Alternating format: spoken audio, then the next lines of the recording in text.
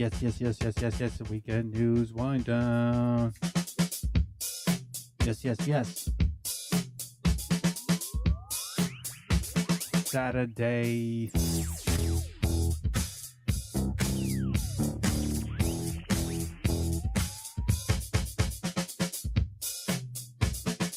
Saturday, February 14th, 2026. Weekend news wind down. Recapping last week's Super Bowl winners. Seahawks won. They go to Disneyland. Patriots second place. Not that bad. They go to Robert Kraft's massage nail salon thing. Oh, remember that? Too soon? America forgot about that.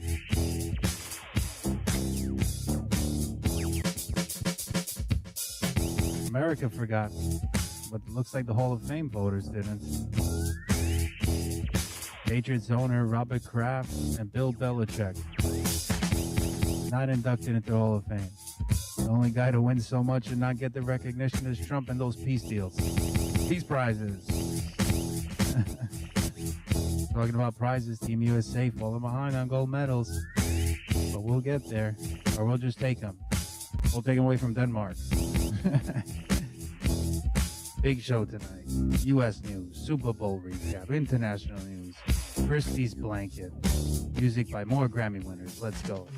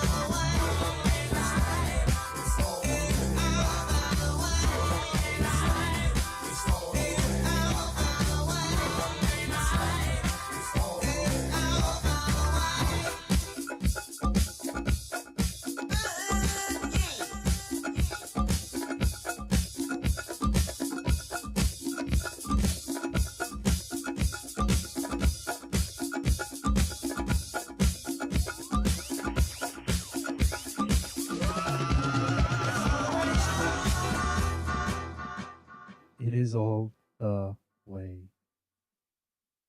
L-I-V-E, live. Team USA, bringing it home, baby, bringing home the gold.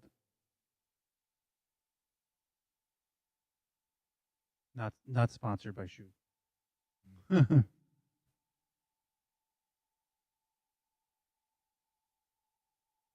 Let's get this ball rolling. Let's get this show on the road. Let's get the luge rolling on the ice. Let's get that curling rock rolling.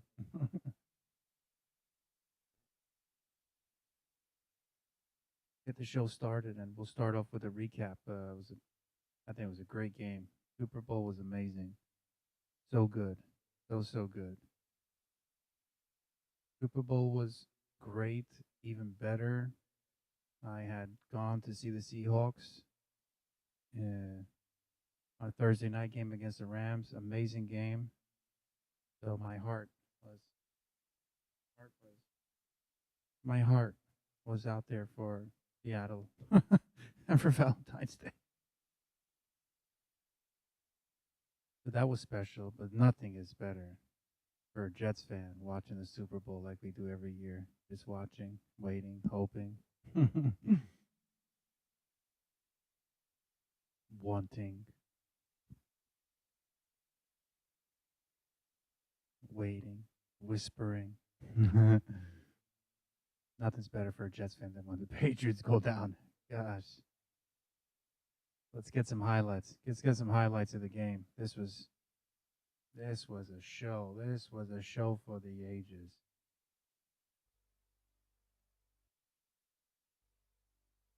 This one was a show for the ages. Song I'm going to be playing coming up a little bit in the background to build some tension here. The theme. Perfect. I think it goes perfect with this.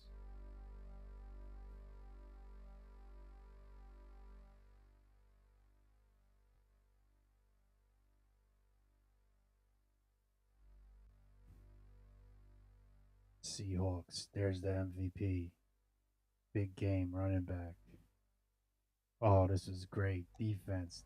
That interception was amazing. But I want to be fair. I want to give credit where credit's due. I mean, the Patriots, they came to play. They came to play. Especially Drake May. What? That's Drake May. That guy took a shit. That guy really did something that night. He did something, really big one. He did a big shit. That guy did a big shit. Drake May, he'll never be there again. And, you know, there's always the ceremonial Super Bowl dunk on the winning coach. It's just... sorry, Mike Vrabel. For the winning coach, the cries a bucket of Gatorade, lemon lime. That was a Kalshi bet.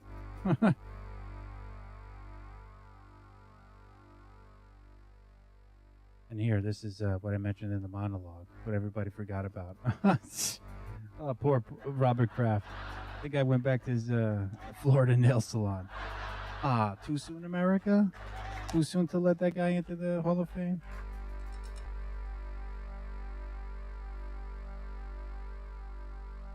This record here, this is from Turnstile, keeping up with the Grammy winners. This one is called Birds, because you know that Seahawks. Seahawks.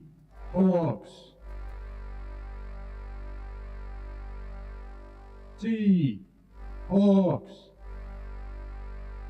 Turnstile with birds for the Hawks. Weekend News Wind Down. Dig this record. Turnstile, birds. Seahawks.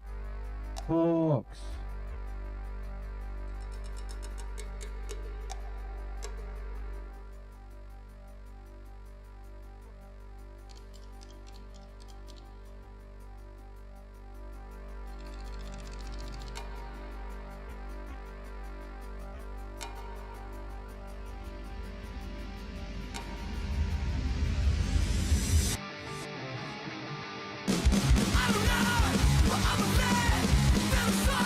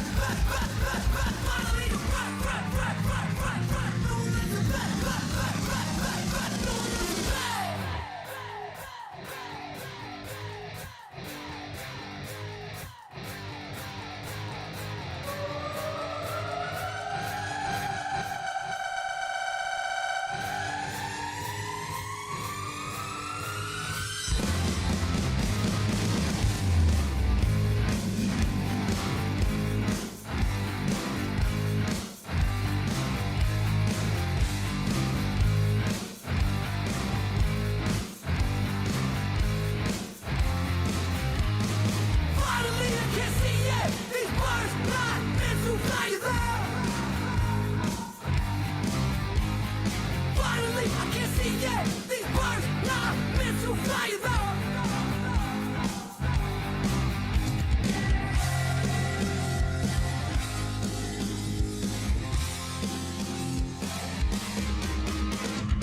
Finally I can see it. These birds not meant to fly though. Finally I can see it. These birds not meant to fly though.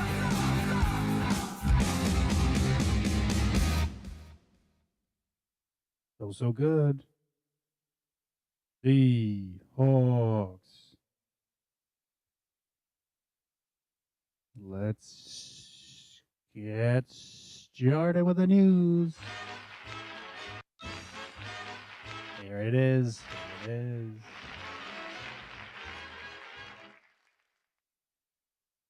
We will start with those lies, damn lies. Team USA's dreams of a record, they're still alive. They're not falling apart. Let's take a look.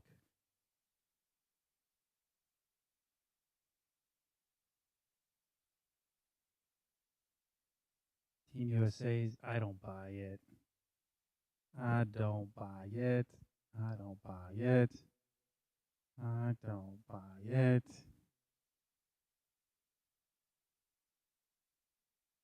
Let's see what these anti-American, radical Democrats authors here. Team USA's dreams of a record Olympics suddenly falling apart as household names underperform all over Italy. Only 4 golds for the Americans and only 4 for Trump to give back to him. Gotta bring him back. Bring him back some gold.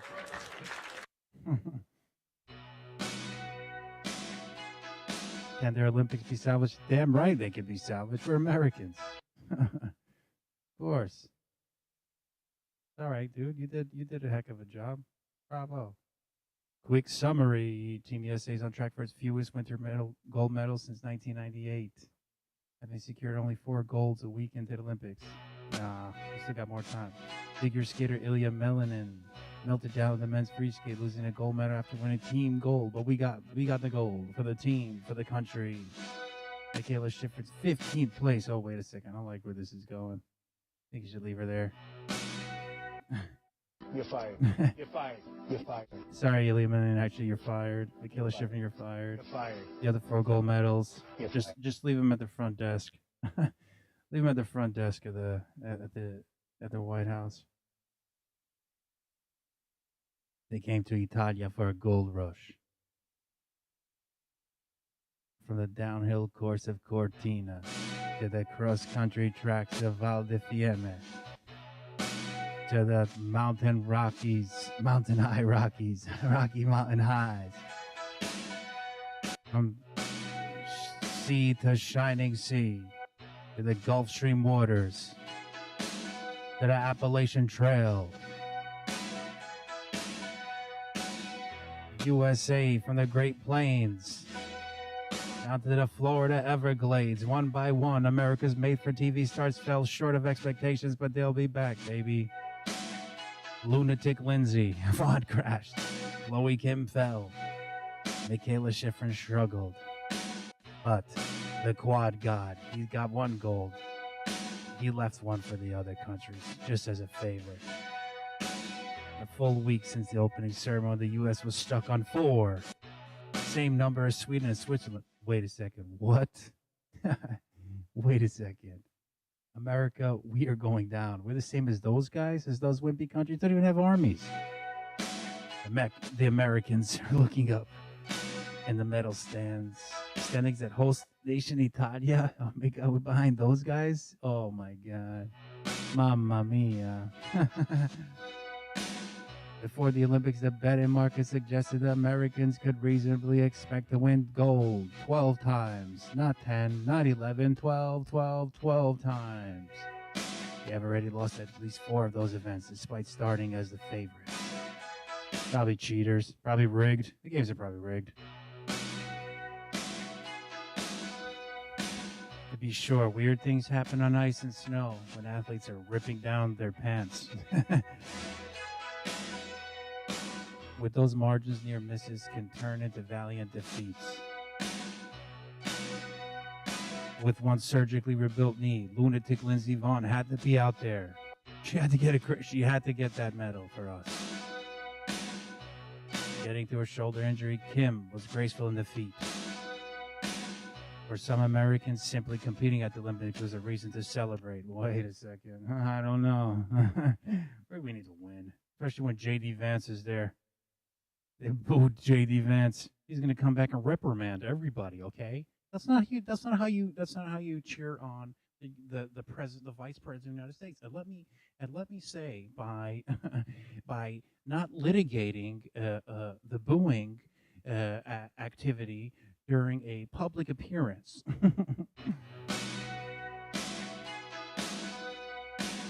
Since then, France has joined the chorus of jeers following its gold medal in ice dance, where a French team narrowly edged out Madison Chock and Evan Bates. Oh my God, now you gotta get those guys involved. Team USA might console itself with his total medal haul, which still ranks third behind Norway and the Italians. That's right, baby, we're still there. America's ice dancers and mixed doubles curlers have seen solid gold slip from their grasp. What? Minutes after the devastating performance for our American figure skater, the guy that does a backflip on ice, which is sick. He admitted to feeling overwhelmed by the intense pressure of the Olympics. Well, we don't need you there then. You're fired. Fired. Trump, you gotta send the best. Send Kristi Noem over there.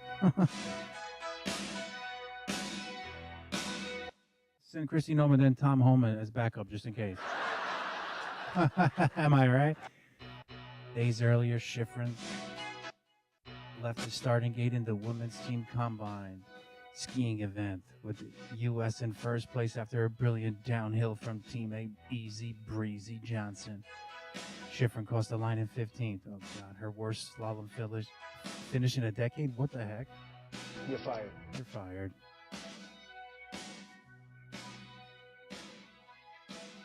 If she had placed even 13th, Schifrin and Johnson would have won gold. Instead, they left empty-handed. Oh, my God.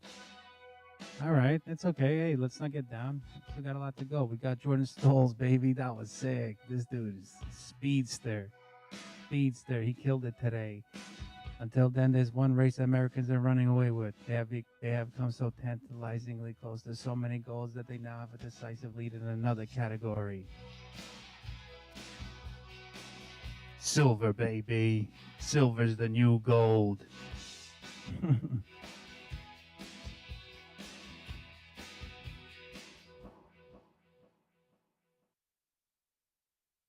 Silver is indeed the new gold. Team USA, bring it home, baby. Bring it home. Bring it home. Bring it home. You got this, USA.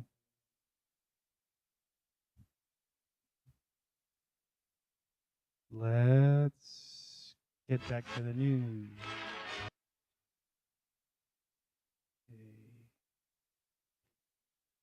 How Kathleen Rumerstein and Goldman Epstein-Sackstein finally reached their breaking Epstein-Stein's point. What was that?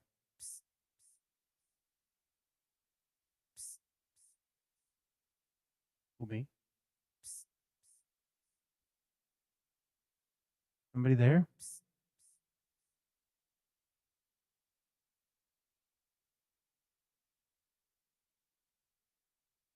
Unease among Epstein members grew Epstein following the latest Epstein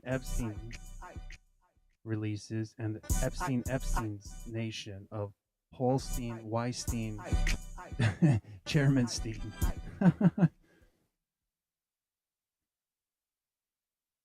Oh, here's another. Casey Wassermanstein. Casey Steen, Wassermanstein. Puts his Steen. His Palenstein. Agency Steen. Up for sale Steen. After Epstein Steen. Fallout Steen. Probably A minor.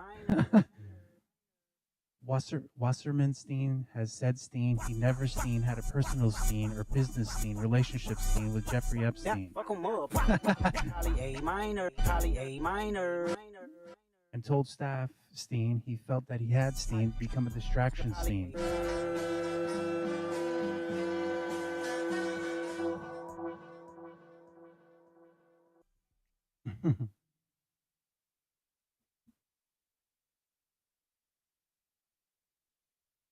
Quickly look at some opinions, headlines here. Well, there's opinion from the editorial board that teachers are holding California children hostage when the Epstein levee breaks. Weinstein, the Epstein-Steen.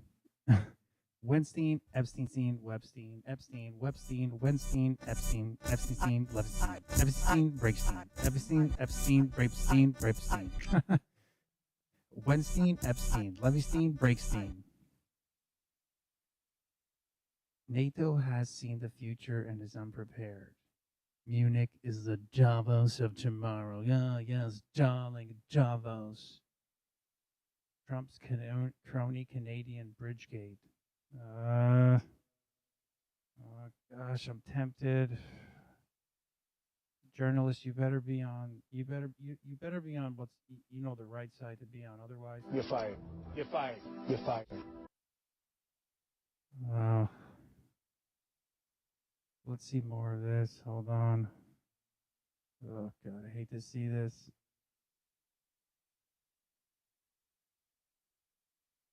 Trump's crony Canadian Bridgegate. Is Bridgegate-Steen. He threatens to block Detroit's new link to Canada after Lutnick meets a competitor. Lutnick meets a competitor, another great bridge builder, the best bridge builders.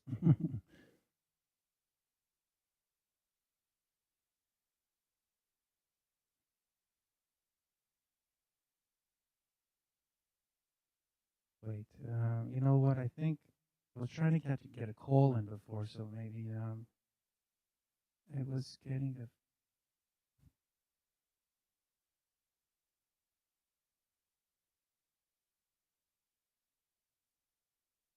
I was getting a phone call earlier. I didn't want to pick up. I'm not sure who it was. Hold on a second, guys. I don't know. Should I take? Who the hell is it?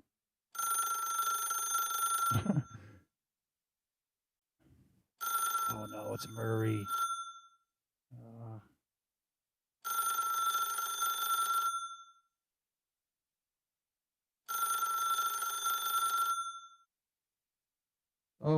Hello. Hey, Murray. Hey, Murray.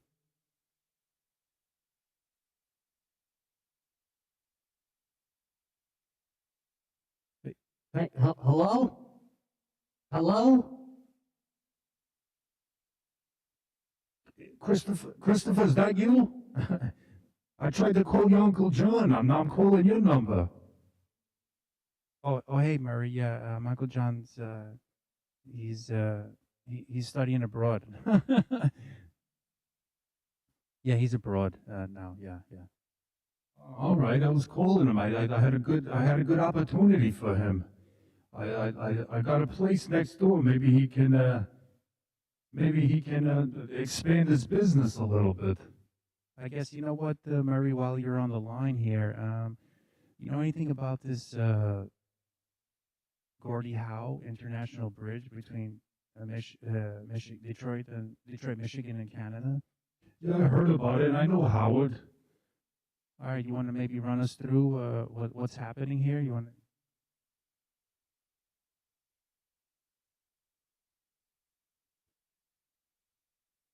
All right. All right. I'll give it a shot. Yeah. Yeah. Okay. Well, President Trump, anything that isn't nailed down might be grabbed and used as potential leverage. Amazingly, that includes a badly needed international bridge financed by Canada. Okay, threats by Mr. Trump to block traffic. The Gordie Howe Bridge will soon connect Detroit to Windsor, Ontario. It's crucial for commerce. Just like I was telling your Uncle John, he should expand his business and rent a place next door.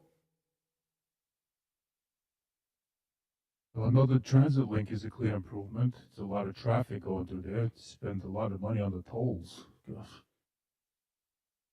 This was negotiated even a decade ago. Yeah, everyone accepted it, including Mr. Trump. Yet Mr. President suddenly intervened on Monday in an internet post. Mr. Trump complained that the bridge didn't use enough U.S. steel, and Ontario reacted to his trade wars by boycotting American alcohol. He suggested China is conspiring to terminate Canadian ice hockey and permanently eliminate the Stanley Cup. I don't even know what that is. He says he won't allow the bridge to open. Then came the news. Oh, yeah, okay, that's my friend, Howard Lutnick, Matthew Moron, whose billionaire family runs the privately owned Ambassador Bridge. Will it shock the readers to learn Mr. Moron isn't a fan of the competing Gordie Howe project?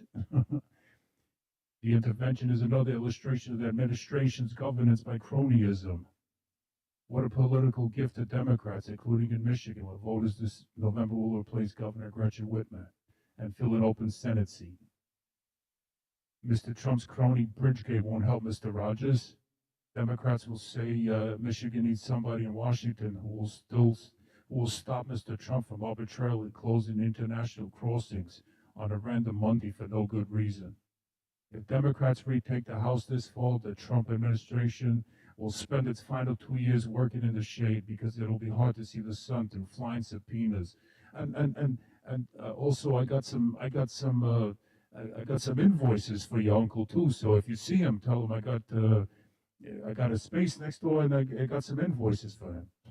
All right, thanks, Mary. Okay, thanks for clarifying that. And finally, here's something on NewsGuard punches back at the FTC. Oh gosh, oh my gosh, golly, a pilot was fired over Kristi Noem's missing blanket and the constant chaos inside DHS. Oh my God, just look at her. She's just like amazing. She's just like Miss America. God, nothing can go wrong with her. Navalny killed by poison frog toxin, European governments say. What is this? What is this toxin? They speak. Toxicology investigation points to substance administered while late opposition leader was in Russian custody.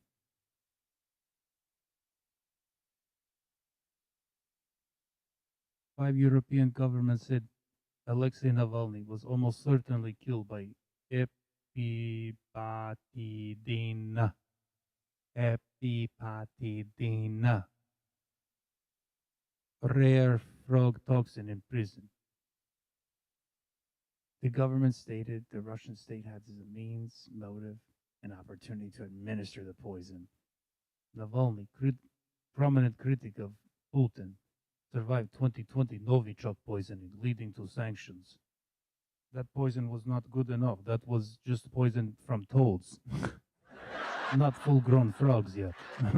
From tadpoles. It's not strong enough poison. Let's keep going. There's America's kid. There's the columnist talking about him. Canada has a secessionist movement on its hands. Okay, the oil-rich Alberta, they want to hold an independence referendum. America's president's allies cheering them on.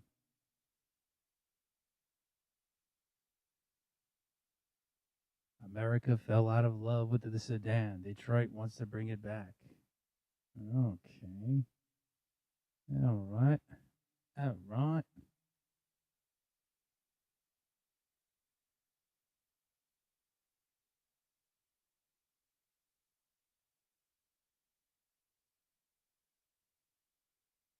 Drivers are looking for more affordable options. U.S. automakers are having second thoughts about abandoning the mass market sedan, or they can get those tiny little Japanese cars.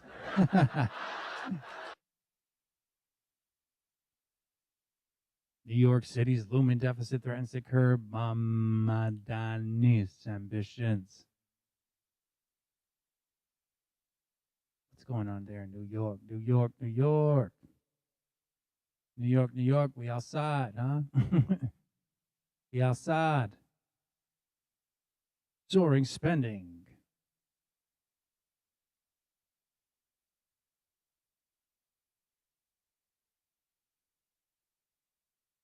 The spending is soaring. Past budget practices have the new mayor trying to close a potential $12 billion fiscal gap. Whoa, whoa, whoa, look at that. I guess down means bad if it's down there. New York City Mayor Zoran Mamdani faces his biggest test. This budget shortfall is projected to be as much as $12 billion. $12 billion! Driven by the rising cost of programs supporting struggling New Yorkers.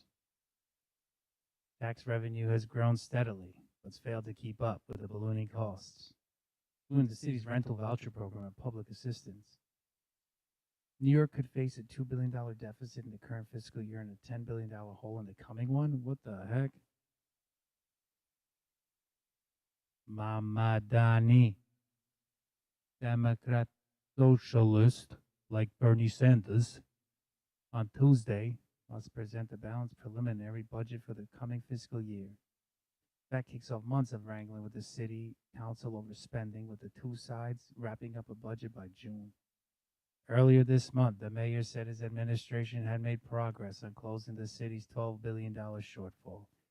He said he now predicts tax revenue from Wall Street bonuses and efforts to find savings in city programs will reduce the gap by $5 billion. That's right, $5 billion, but no details. Mamdani will need to find additional revenue. Free buses, get your free buses here. Affordability agenda here, which includes free buses here. Get your free buses here. New rent stabilized housing here. Free childcare here. Get your childcare here. It's free. Get it while it lasts. Here's a graphic here of estimated annual expenses and revenue for selected proposals. New rent stabilized units, $7 billion. Universal childcare, you guessed it, $6 billion. Free buses, well, not that bad. $0.8 billion. Revenue, though. State corporate tax hike, $5 billion. Millionaires tax, $4 billion. Oh, there's a difference there. I'm not a mathematician, but that doesn't add up. New York spent about $119 billion in the fiscal year. That's right, $119 billion total city spending could go over $124 billion and could hit $134 billion by fiscal year 2029. Wow, wow, wow, wow. The city covers more than 2/3 of its budget from tax revenue and relies on state and federal funding for the rest. New York City operating expenditures, New York City OPEX. Whoa. And it keeps rising. Fiscal year 2019, you were close to 100. 20, you're getting there, borderline 100. Whoa.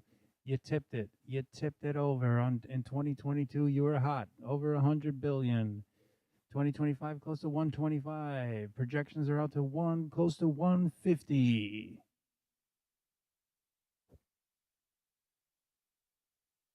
Eric Adams, also source of the current budget crisis. Analysts say Adams repeatedly forecast that expenses would be lower than they proved to be, forcing the city to use funds intended for the next fiscal year to cover expenses in the current one. In the last financial forecast in November, the Adams administration under-budgeted expenditures in the coming fiscal years by billions of dollars, Mayor Adams said. Okay, he's from Brooklyn. Okay, he knows how to count. I know how to count. Okay. Spending surge. Increases in these 5 categories have driven up city spending, and an issue exacerbated by the Adams administration, which underestimated how much spending would rise. Education, New York State projection, Adams administration projection. I know, I'm from Brooklyn. I know how to count. Okay. Okay, please. All right. I'm from Brooklyn. Look, rental assistance. I had it budgeted. Okay, came in a little different. Okay, it can catch up.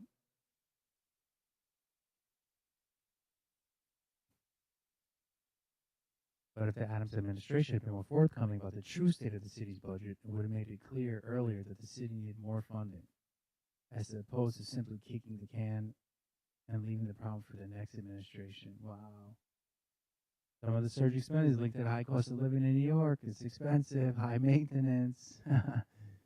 High maintenance city's rental assistance expenditures, including a voucher program that provides funding to residents facing eviction, hit $1.34 billion in the past fiscal year, up more than 400% from $263 million in fiscal year 2020.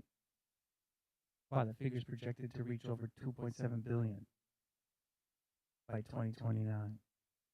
During his mayoral campaign, Mamdani supported expanding the voucher program, which would increase costs even further, but he recently walked back that pledge in the wake of budget constraints. Some of the city's rising costs are out of its control. The state recently mandated smaller classes in the city's public schools to require more teachers, but didn't provide additional funding. The biggest drivers of the city's budget gap, I would say, are those kinds of policy commitments that have been made on the spending side but not fully funded on the revenue side. Well, something is off here because there are people in New York City that make a ton of money. So something is just not clicking here. When you got like a population of well-to-dos was spending like their weekends, waiting online to get bagels, and then you got billions here being shelled out for evictions, and a city spending likely more than whole states do. I mean, something is up. Oh, let's look at this. At USA 250, baby. USA at 250. Team USA at 250.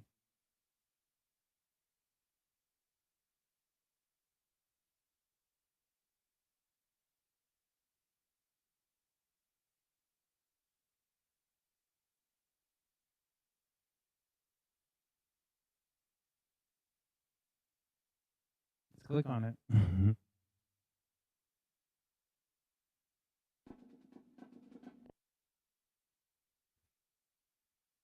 Click on this, baby. 10 inventions that transform entertainment and the world. That's right. The world transformed. Transform. Transform. Transformed. World transformed by entertainment and me, AI. Phonographs, player pianos, and Betamax. The inventions that transformed entertainment.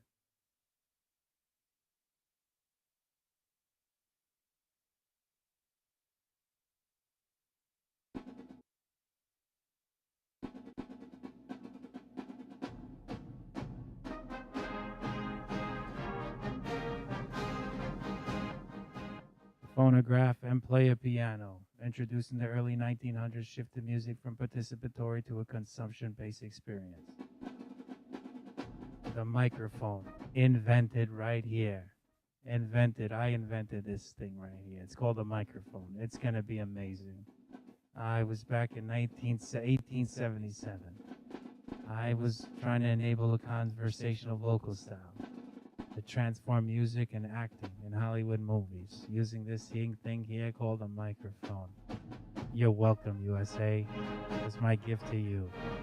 Happy birthday.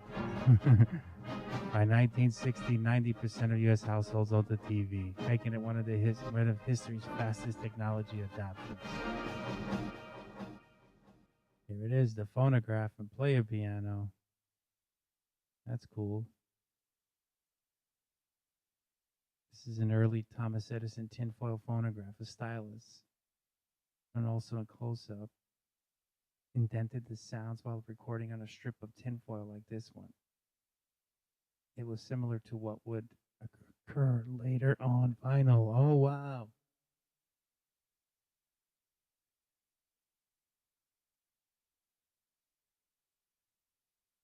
Ah, you see, it's the same, same logic.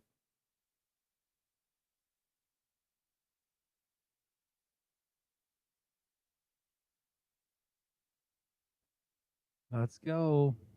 What else? The microphone. This thing right here, I call it a microphone. Is this mic on?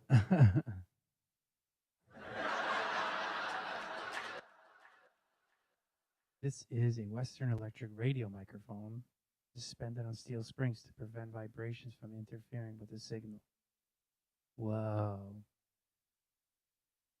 Sound on film.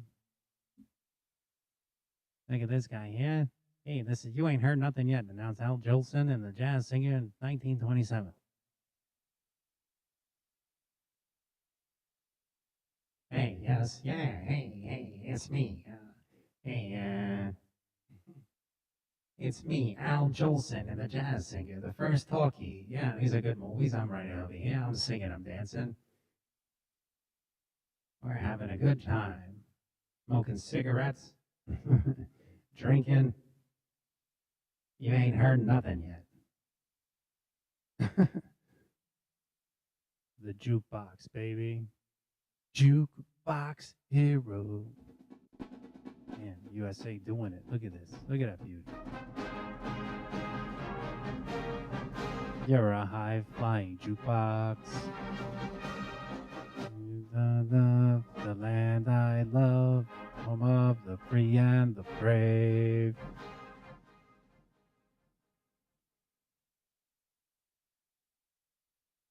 The TV. That don't look like no TV that I ever seen.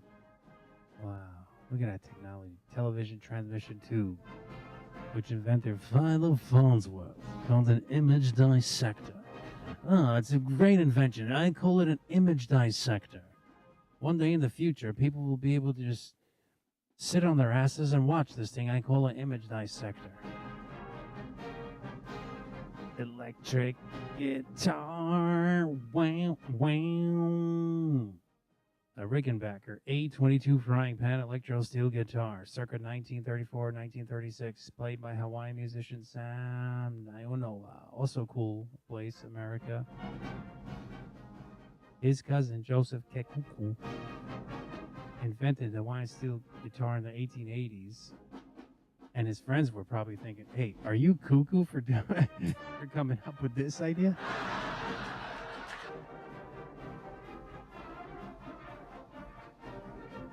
The VCR. How else would pornography be watched in houses all across the country?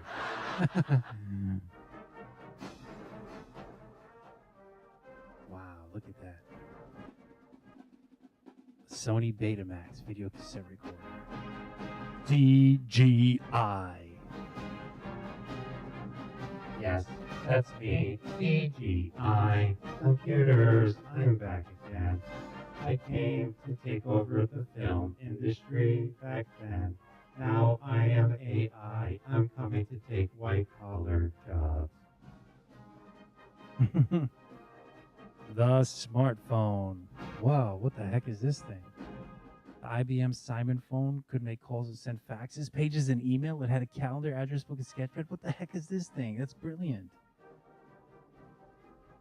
Oh, whoa.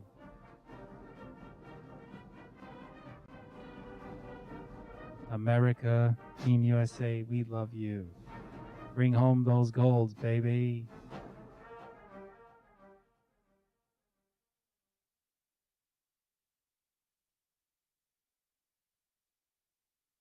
Play some more American cool music. Let's go down to the Sixth Ward, down in New Orleans. Another Grammy Award winner. I think the guy wins every year. I think they made guy's got his own genre, I think. Trombone Shorty from New Orleans. This one here called Sixth Ward here. You hear? This is Weekend News Wind Down Live. Trombone Shorty, New Orleans, Sixth Ward, Grammy Award winner.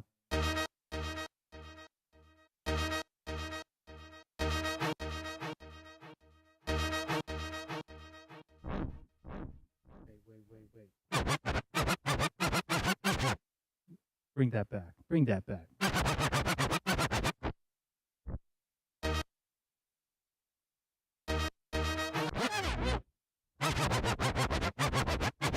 And if you ain't rubbing, you ain't racing. Trombone shouldered. Six walled. Weekend use wind down. Let's go.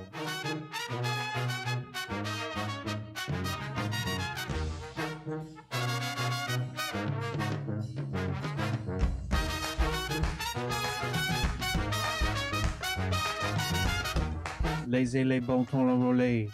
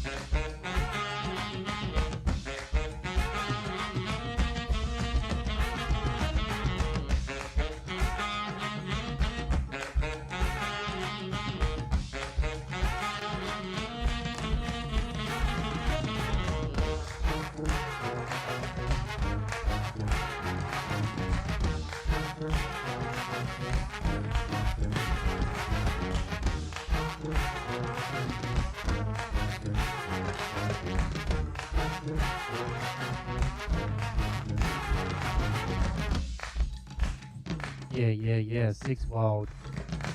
Yeah, walled there. Walled there. Walled there. Walled there. Walled there. Walled there. Let's do this.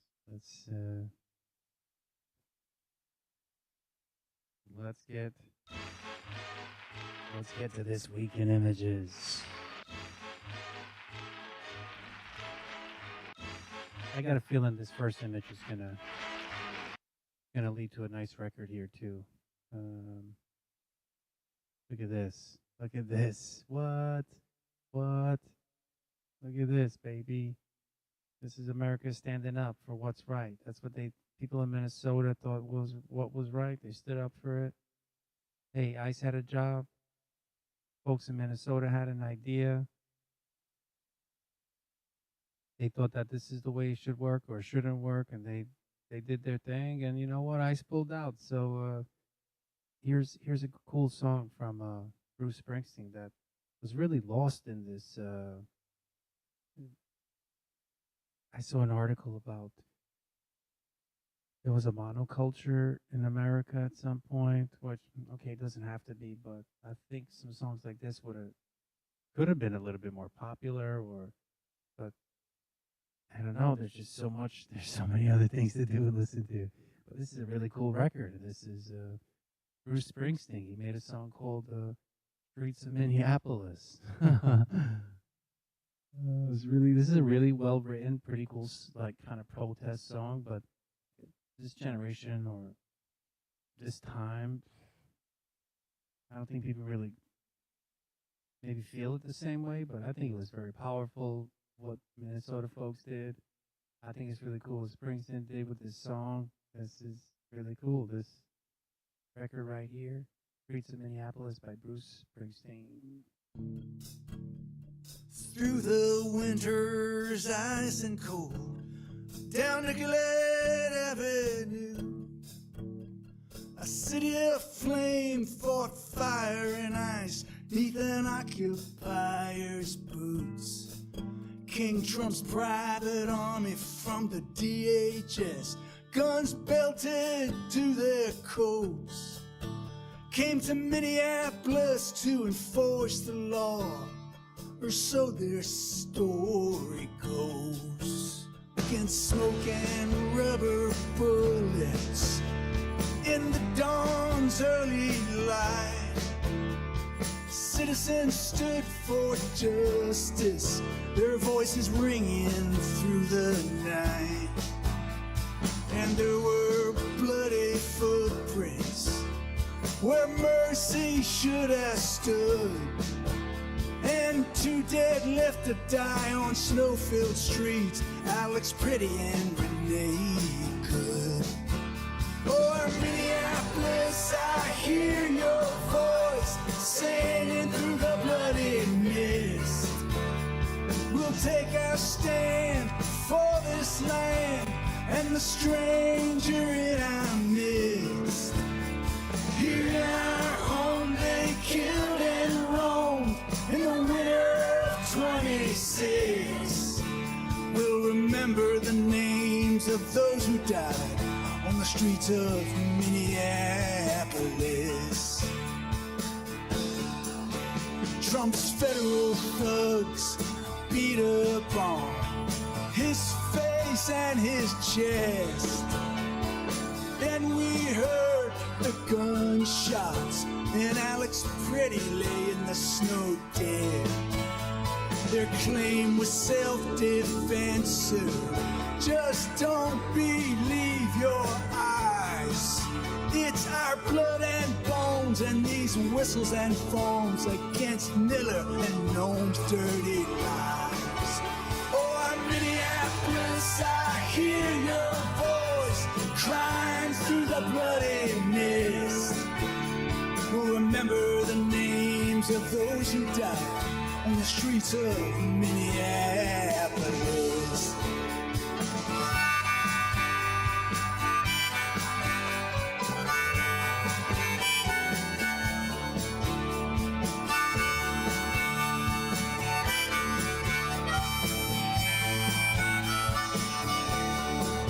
Now they say they're here to uphold the law, but they trample on our rights. If your skin is black or brown, my friend, you can be questioned or deported on sight. In our chance of ice out now, our city's heart and soul persists. Through broken glass and bloody tears on the streets of Minneapolis. Oh, Minneapolis, I hear your voice singing through the bloody mist. Here in our home they killed and roamed in the winter of 26. We'll take our stand for this land and the stranger in our midst. We'll remember the names of those who died on the streets of Minneapolis.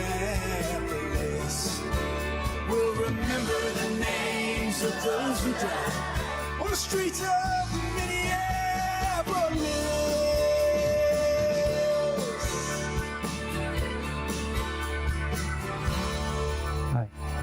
Ice out, ice out, ice out, ice out, ice out, ice out, ice out, ice out, ice out.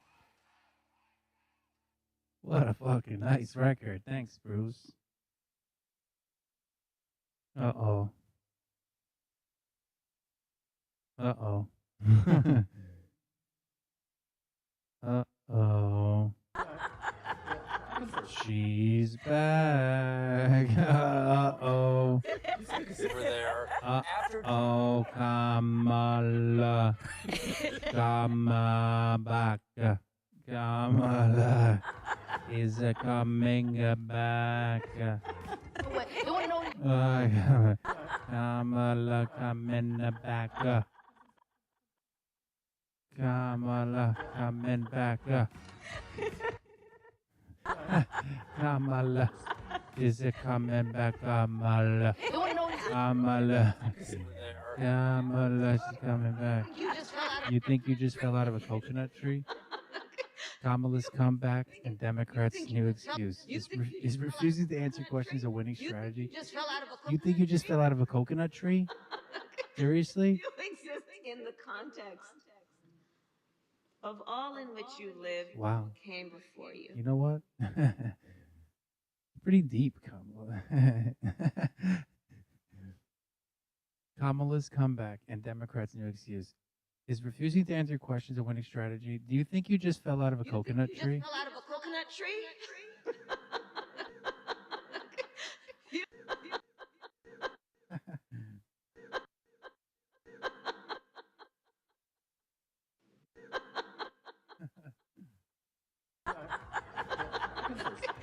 You exist in the Kamala. Oh, gosh. All right, let's keep the news going. McDonald's sales surge as struggling U.S. consumers seek out value. I guess Robert Kennedy's food pyramid's not working. Joe Roganstein slaps Epstein, redaction Steen. It looks terrible, Steen, for Trump Steen. A laser weapon. That's right, a laser weapon. Targeted suspected drones. It hit party balloons instead. CBB fired the laser, thinking it was a electronic music song. But a laser weapon targeted. A laser weapon targeted suspected drones. It hit party balloons instead. D D D D D D D D D. Fired the laser, thinking it was aiming at cartel drones, leading the F A A F A F double A FFA FAAA to close the airspace over El Paso and causing an uproar in Washington. D D D D D D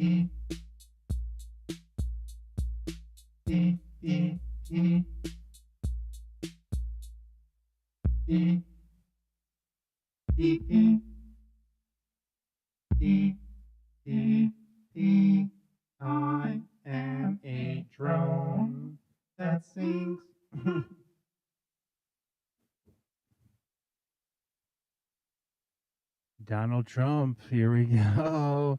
He plans to roll back tariffs on metal aluminum goods, but wait, weren't they good? If something's so good, why roll it back? Federal tax revenue soars, but so does entitlement spending. Hey, who's doing the accountant there? Mayor Adams? Let's keep it going. Howard Lutnick. Murray Applebaum said he visited Epstein's private island with his wife and children. What a freak. Oh, there it is, Epstein Island. The Gilligan Epstein 2. The billionaire Bill Gates and his wife. The movie star Ghislaine Maxwell. The professor, who's the professor there? The professor is Epstein. Lutnick is the skipper. Oh no, Bill Clinton's the professor. JD Vance acknowledges Armenian genocide, so now we're into some international news. Then deletes the post. This guy sending, what is this guy sending? Drunk posts to Armenian Holocaust survivors? This guy's drunk texting Armenia.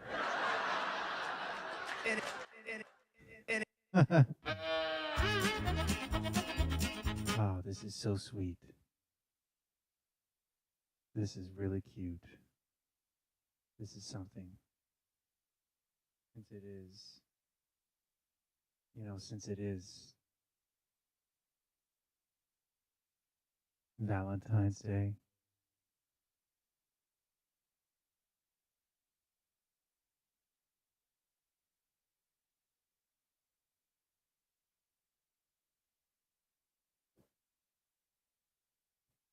Since it is Valentine's Day,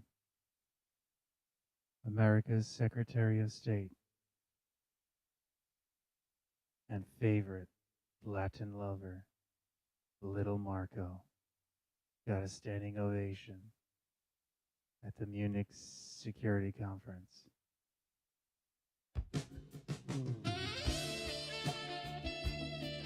Marco Rubio said, "The United States and Europe belong together," emphasizing all the time they spent together, all those years, all the memories, and all the future that we'll have together. Remember our common civilizational bonds, but also criticizing your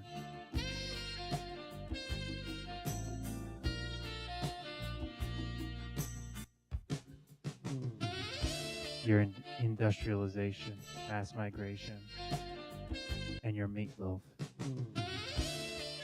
Your meatloaf is dry, and I lied all those years to protect you.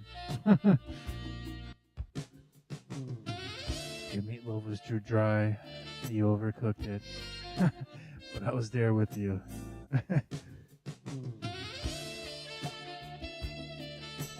And you'll never know how to make pecan pie like my mother does. But I still love you.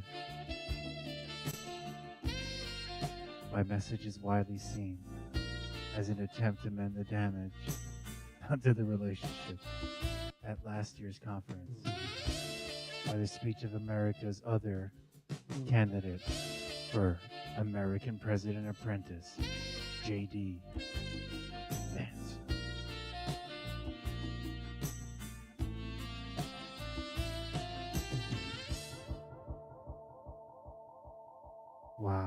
Wow, that was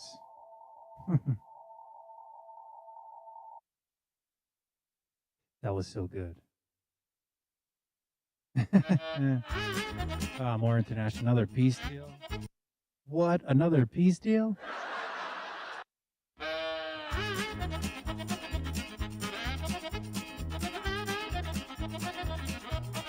International, Switzerland's voting on a plan to cap population at 10 million.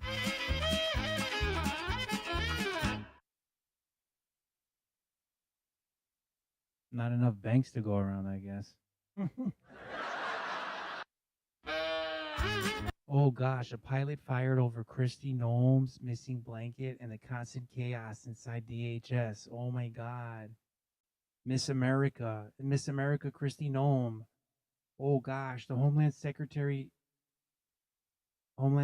Secretary faces fire for their confrontational immigration crackdown and her self-promotional style. Oh gosh, they're just jealous. They're just jealous bitches. Oh my God, no, go get me my blanket. Weekend News Wind Down has captured audio of this incident here with, actually, there's a hot story behind what's going on here. Lewandowski, who's wearing the guy's wearing look at that. The guy's wearing a bulletproof vest. Kristi's got her gun. You got a gun. God, Lewandowski fired pilot for leaving Kristi Noem's blanket on the plane, and then they're allegedly spending nights regularly together. Oh my God, they fired the pilot because of a blanket, and then there was nobody else to fly the plane, so then they had to hire him back. Oh God, here's some undercover audio of that Weekend News Wind Down captured. Yeah. Hey babe. Yeah, this is a phone call.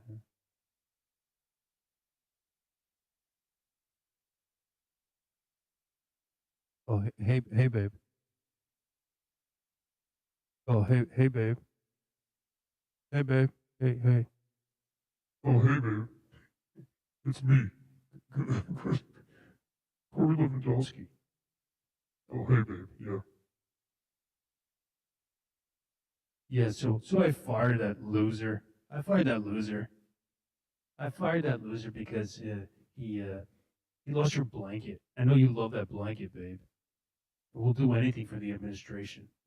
Oh my God, golly. You better fire that asshole. I want my blanket. I don't give a damn if he's the only guy who flies the plane. Fire his ass. I'll shoot him like I ordered ICE agents to kill 2 American citizens. I'll shoot his ass too. Oh my God, my blanket is worth more than that. Oh my God. Yeah, babe, you're right. I'll do whatever it takes. Yeah, I'll fire his ass. Yeah. And we go back and tell the president. That'd be cool, right? Yeah, babe. Yeah. I'll do anything for you.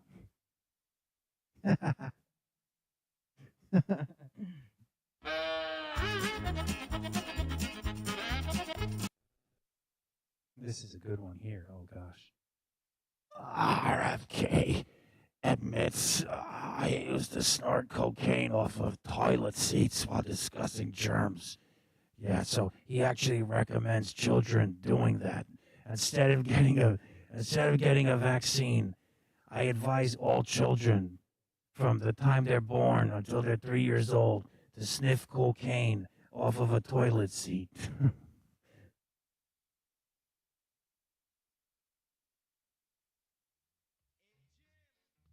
Hey, Jim. Hey, RFK. Just a minute, man. RFK. I want you to spell something for me. Yeah. Yeah.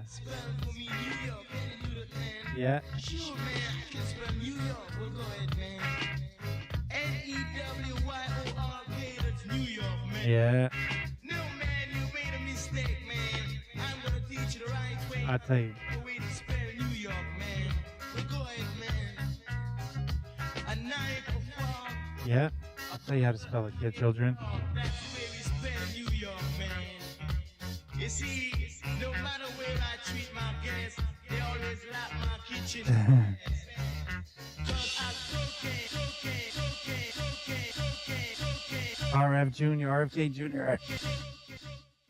RFK Jr. admits I used to snort cocaine off toilet seats, and I advise all children not to take the COVID vaccine, not to take any vaccines from the time they're born till from the time they come out of their mother all the way to teenage years to sniff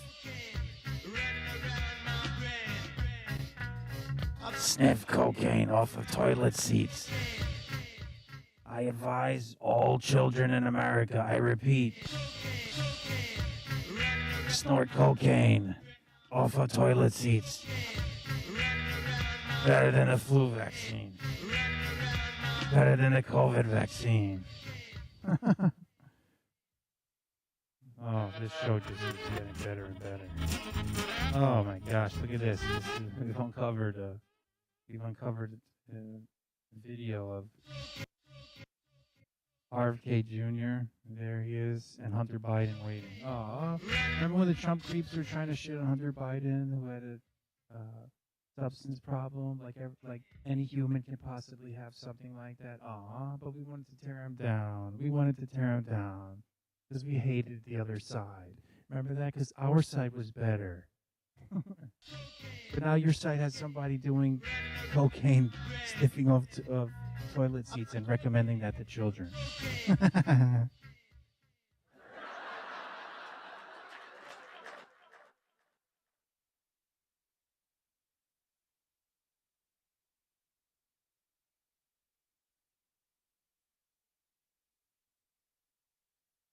Here's another nice song from a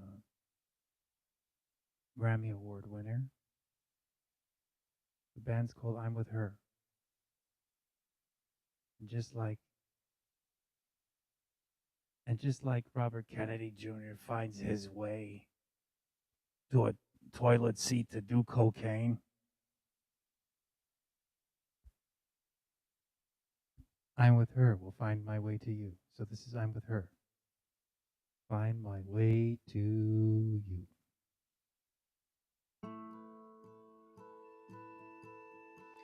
Where the water used to flow, there's now ribbons on the mountainside with the fireflies aglow. I find my way to you in the wonder and the noise, second guessing every choice.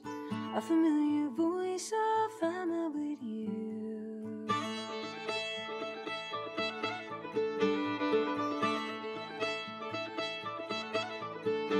The wind between the leaves, a little rustling at my feet through the shadows of the trees. I find my way to you, Palominos at my side.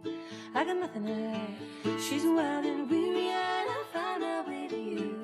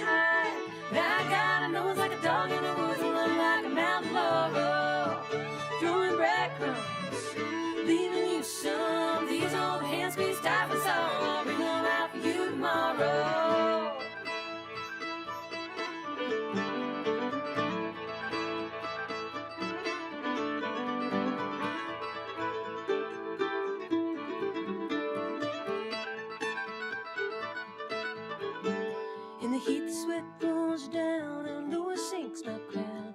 I can almost feel you now. I find my way to you with the wound I cannot soothe. A dark and bruised, but I got nothing to lose. I find my way to you.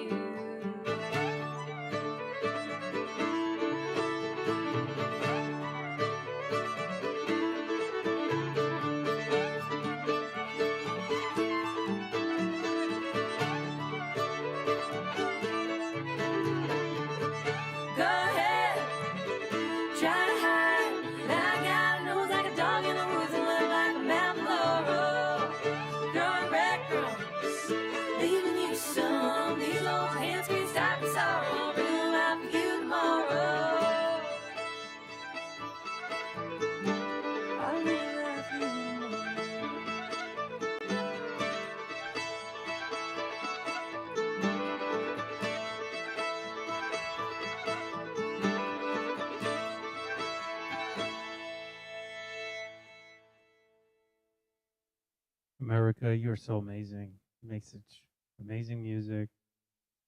You do such amazing things.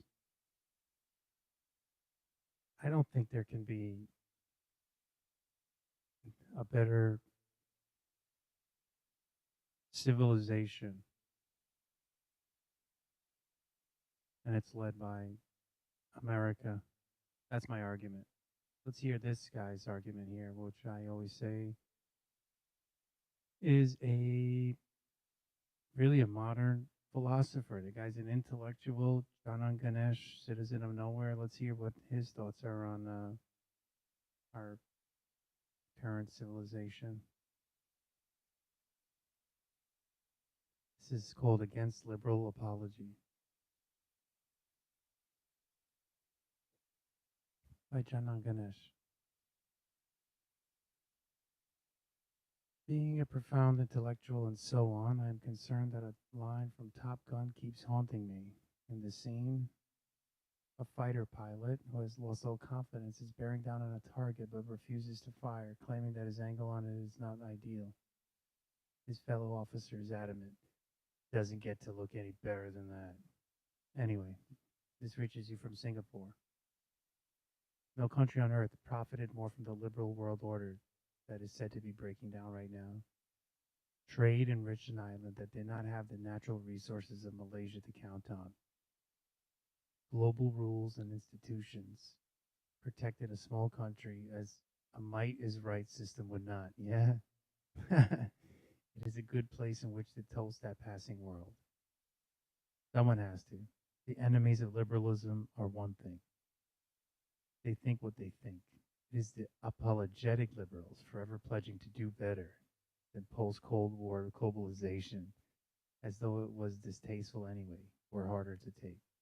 A false note in Mark Carney's now over-discussed speech that Davos stands out. We know the old order is not coming back. We shouldn't mourn it. Why ever not? If the world was better or fairer governed in another historical era than in the one now fading, do name it. The concert of Europe in the 1800s with its balance of empires, Pax Romana.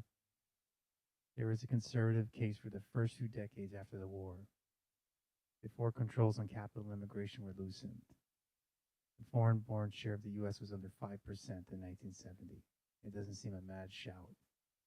You'd have to accept millions of now free Europeans being under the communist heel, though, and much of Asia needlessly poor. It is a mad shout. To make the point another way, let's repurpose John Rawls' veil of ignorance for a minute. Imagine that you're about to enter the world, but without knowing which part of it. Roughly when in history would you choose?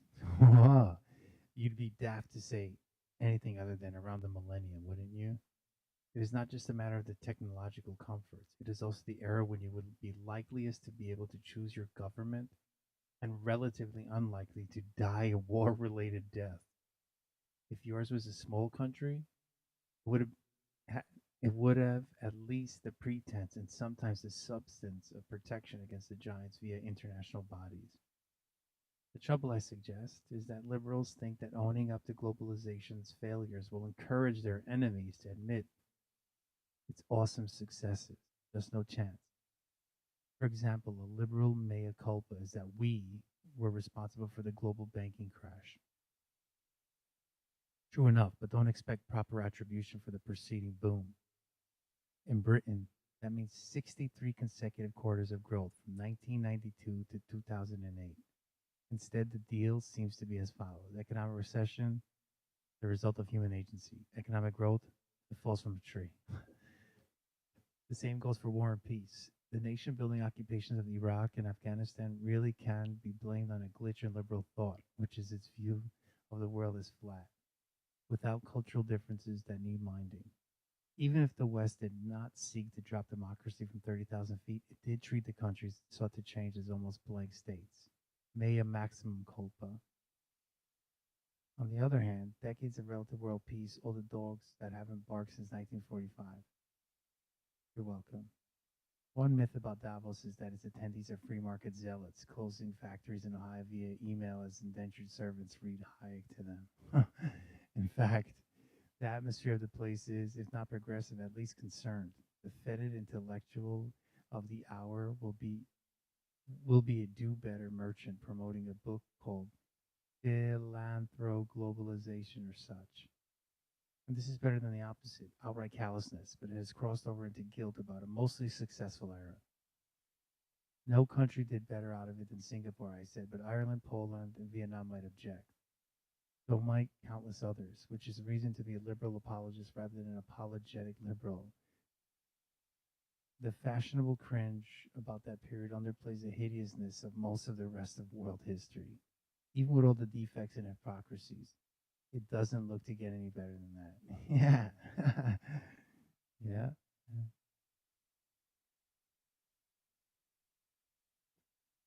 It is Black History Month.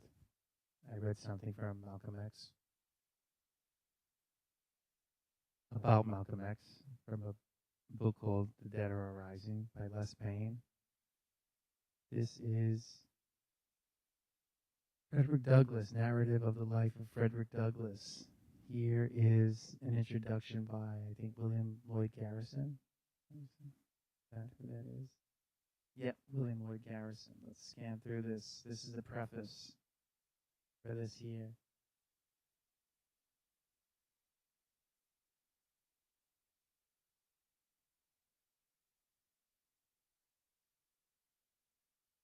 In the month of August 1841, I attended an anti-slavery convention in Nantucket, at which it was my happiness to become acquainted with Frederick Douglass, the writer of the following narrative. He was a stranger to nearly every member of that body, but, having recently made his escape from the southern prison house of bondage, and feeling his curiosity excited to ascertain the principles and measures of the abolitionists of whom he had heard a somewhat vague description while he was a slave, he was induced to give his attendance on the occasion alluded to, though at that time a resident in New Bedford. Fortunate, most fortunate occurrence, fortunate for the millions of his manacled brethren, yet panting for deliverance from their awful thraldom. Fortunate for the cause of Negro emancipation and of universal liberty. Fortunate for the land of his birth, which he has already done so much to save and bless. Fortunate for a large circle of friends and acquaintances, whose sympathy and affection he has strongly secured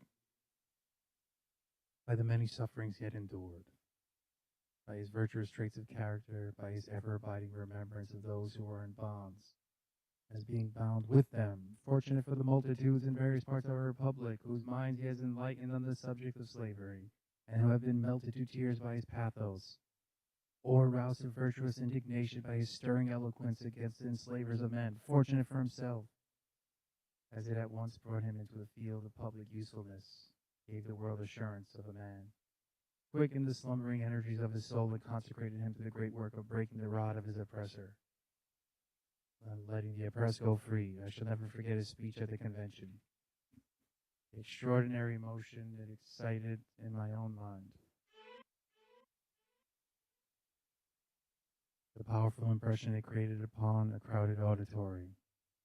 Completely taken by surprise, the applause which followed from the beginning to the end of his felicitous remarks. I think I never hated slavery so intensely as at that moment. Certainly my perception of the enormous outrage which is inflicted by it on the godlike nature of its victims was rendered far more clear than ever. There stood one, in physical proportion, stature commanding and exact, in intellect richly endowed, in natural eloquence a prodigy, and soul manifestly created but a little lower than the angels, yet a slave, a fugitive slave, trembling for his safety, hardly daring to believe that on the American soil a single white person could be found who would befriend him at all hazards for the love of God and humanity, capable of high attainments as an intellectual and moral being, needing nothing but a comparatively small amount of cultivation to make him an ornament to society and a blessing to his race. By the law of the land, by the voice of the people, by the terms of the slave code, he was only a piece of property, a beast of burden, a chattel personnel, nevertheless. A beloved friend from New Bedford prevailed on Mr. Douglass to address the convention. He came forward to the platform with a hesitancy and embarrassment necessarily the attendance of a sensitive mind in such a novel position. After apologizing for his ignorance and reminding the audience that slavery was a poor school for the human intellect and heart, he proceeded to narrate some of the facts in his own history as a slave.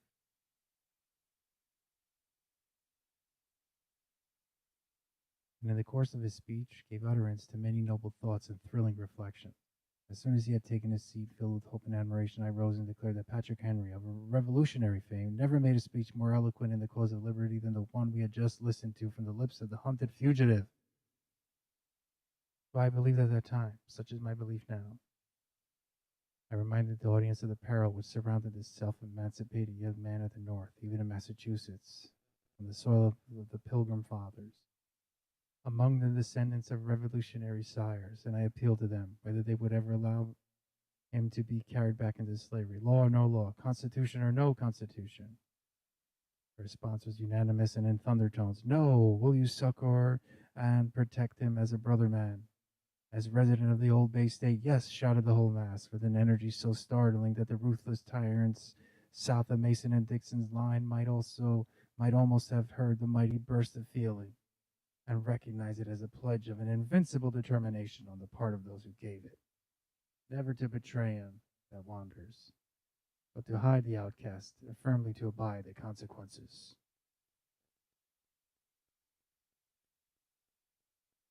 It was at once deeply impressed upon my mind that if Mr. Douglas could be persuaded to consecrate his time and talents to the promotion of the anti-slavery enterprise, a powerful impetus would be given to it, and a stunning blow at the same time inflicted on northern prejudice against a colored complexion.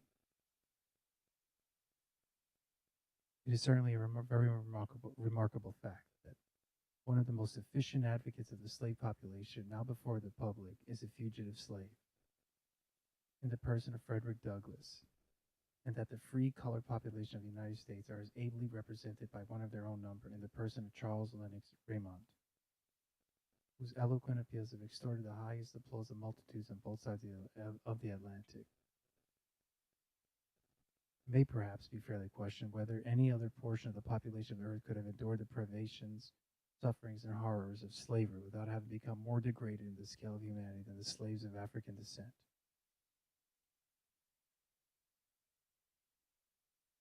Mr. Douglas has very properly chosen to write his own narrative, in his own style, and according to the best of his ability, rather than to employ someone else. It is therefore entirely his own production. Wow. And considering how long and dark was the career he had to run as a slave, how few have been his opportunities to improve his mind since he broke his iron fetters, it is, in my judgment, highly creditable to his head and heart. He who can peruse it without a tearful eye, a heaving breast, an afflicted spirit, without being filled with an unutterable abhorrence of slavery and all its abettors, and animated with the determination to seek the immediate overthrow of that execrable system, without trembling for the fate of this country in the hands of a righteous God who is ever on the side of the oppressed, and whose arm is not shortened that it cannot save, must have a flinty heart and be qualified to act the part of a trafficker in slaves in the souls of men. I am confident that it is essentially true in all its statements that nothing has been set down in malice, nothing exaggerated, nothing from the imagination, that it comes short of the reality, rather than overstates a single fact in regard to slavery as it is. The experience of Frederick Douglass as a slave was not a peculiar one. His lot was not an especially hard one. His case may be regarded as a very fair specimen of the treatment of slaves in Maryland, compared with Georgia, Alabama, or Louisiana.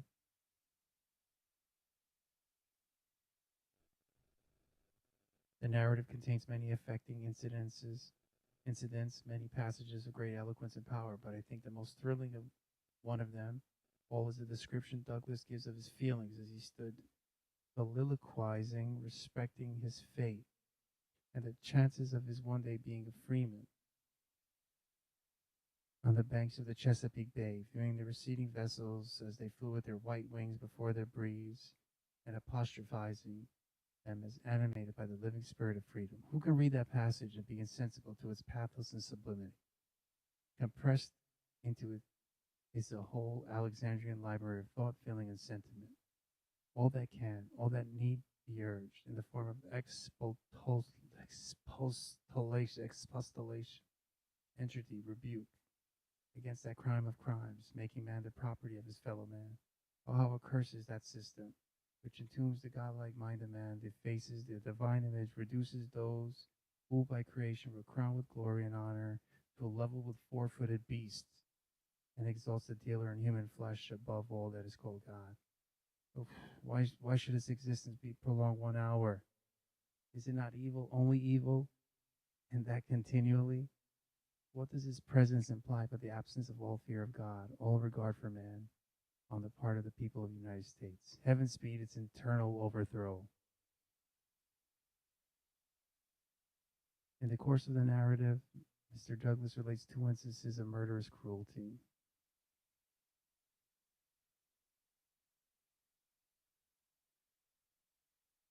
Mr. Douglas states that in neither of these instances was anything done by way of legal arrest or judicial investigation.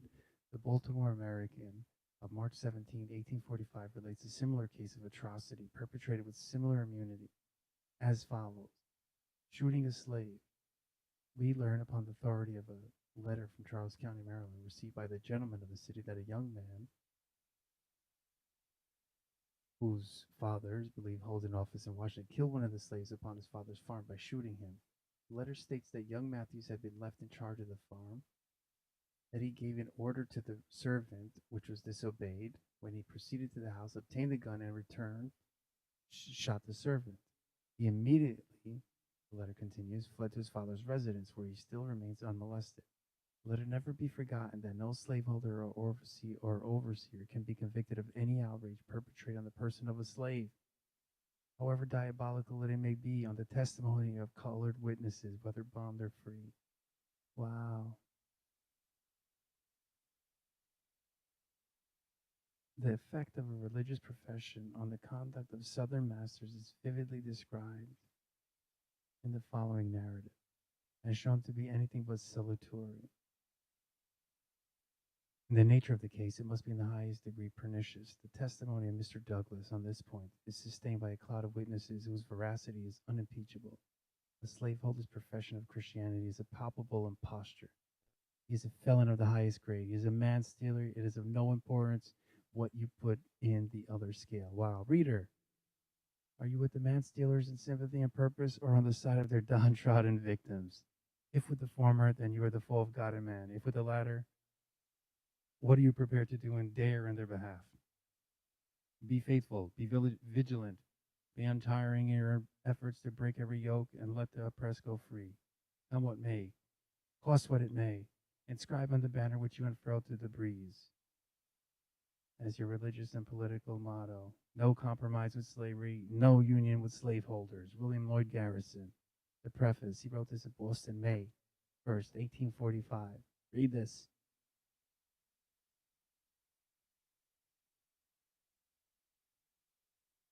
We can use wind down. Well, it's close enough to midnight. So we out of here. Weekend news wind down. We out of here. Team USA bringing home the gold. Super Bowl winning Seahawks were here. Did some reading. Listened to some good tunes. Let's shake it on out of here.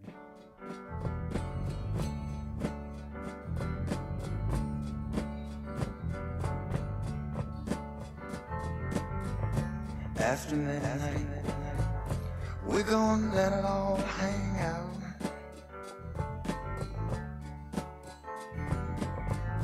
After midnight, we're gonna chug and shine. We're gonna cause talk and suspicion, give an exhibition, find out what it is all about. After midnight, we're gonna let it all hang out. After midnight, gonna gonna shake your tambourine.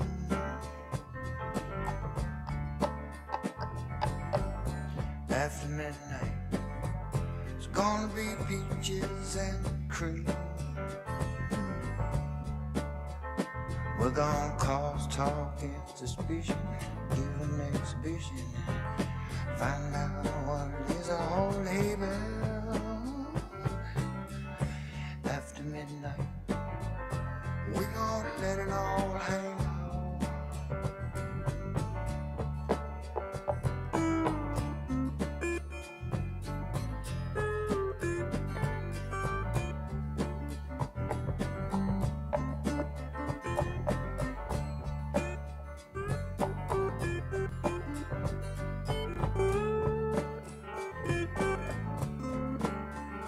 We're gonna cause talk and suspicion, give an exhibition, find out what it is, all laid back. After midnight, we're gonna let it all hang.